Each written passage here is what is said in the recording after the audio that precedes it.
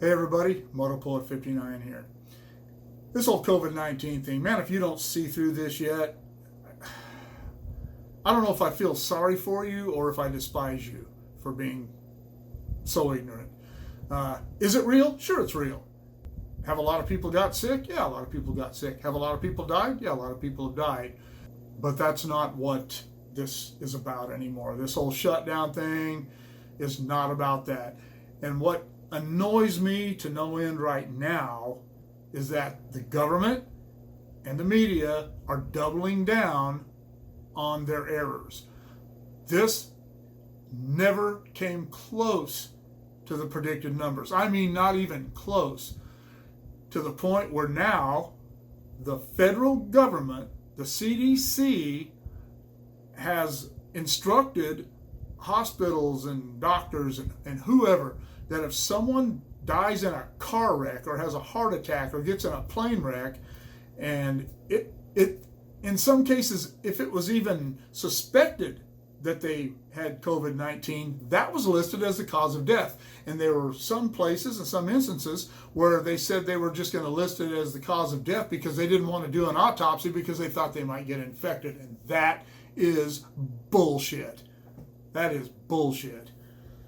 And that is the only reason the deaths have been inflated as much as they are. The numbers of those infected have gone up because we're doing more testing. The recovery percentage from this is still, what they say, 97.9% or something like that. It doesn't kill a lot of people in comparison with the number of people who become infected. Most people recover from it.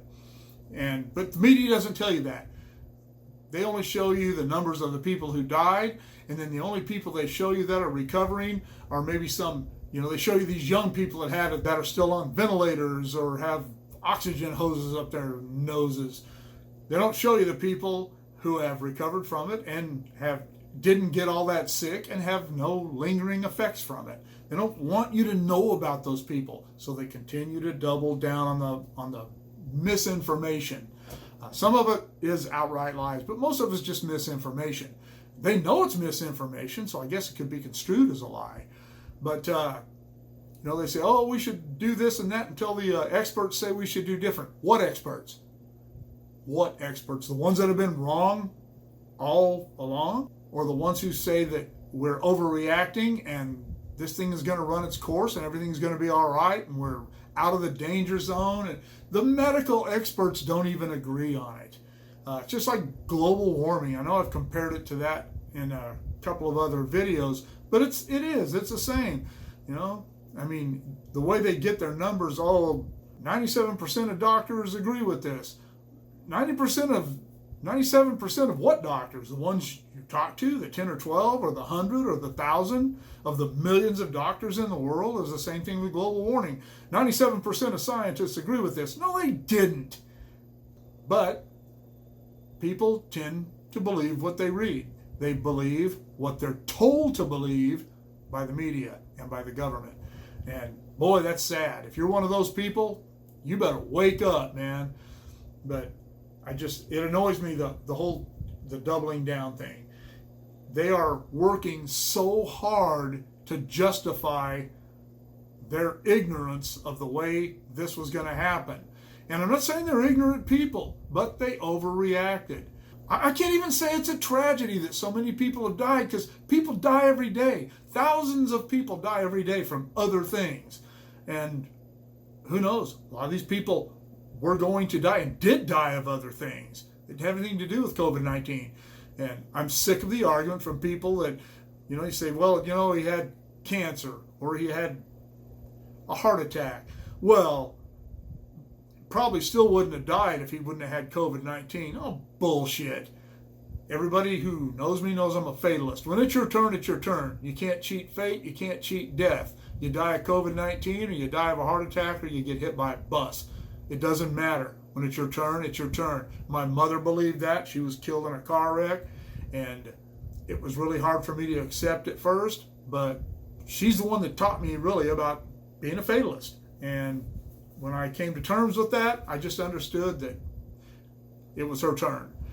And if you die of COVID-19 or get in a plane crash or get hit by a bus, it was your turn. And you can't hide from that. But the media, they're certainly not fatalists. The government certainly aren't fatalists. They want you to count on them. The government wants you to believe them. They want you to believe that we need to keep all these things shut down so you can learn to count on them to survive rather than counting on yourself to survive. And at some point, people are already saying they don't want to go back to work because they're making more money on unemployment. Way to go, government. Way to teach people to count on you again. Don't you think for a second that I believe that wasn't by design. And pretty soon these people, unemployment, they can say what they want. They're not going to keep giving people $600 more a week. Pretty soon that's going to just drop down to the regular unemployment wages. The unemployment's going to run out in X amount of time, and then what are these people going to do then? They're going to rely on you for welfare. That is what you want. That's what the government wants. They want people to rely on them. They don't want people to rely on themselves. They don't want people to be informed. And that's why they continue to double down with the whole COVID-19 thing. They want you to believe their narrative. So no matter what happens, it sounds like they were right. The media will help them spin that to make it sound like they were right. And it's a very bad habit to get into. Both believing whatever you're told to believe and counting on someone like the government for your survival. The government is not going to help you survive. All they're going to do is use what they can lord over you to keep you on their side. And when I say the government, I mean the liberals. The conservative government, they want you to get off your ass and go get a job and help the economy. The Democrats aren't concerned with the economy. All they're concerned with is power and control. I'm not saying there aren't any power-hungry Republicans, power-hungry conservatives, because certainly there are. But as a whole, the Republicans want you off your couch and in a factory or in a ditch or in a truck or whatever. The left doesn't. They don't want you there. So they will continue to double down on COVID-19. And now we've got the Asian bees, the murder wasps that they call them. That's going to be the next big thing. When this COVID dies out, that's going to, and they're going to blame Trump for that somehow too, even though the bees, these are wasps, I guess, came from Japan into Canada and are making their way south into the United States. They'll blame that on Trump too. Tell him he should have built a wall between here and Canada or something. But anyway, that's my take on them doubling down. Maybe I'm all wet, but I don't think so. Let me know what you think in the comments below. And like, share, and subscribe. Click on the bell if you want to be notified of future content. And we'll see y'all later.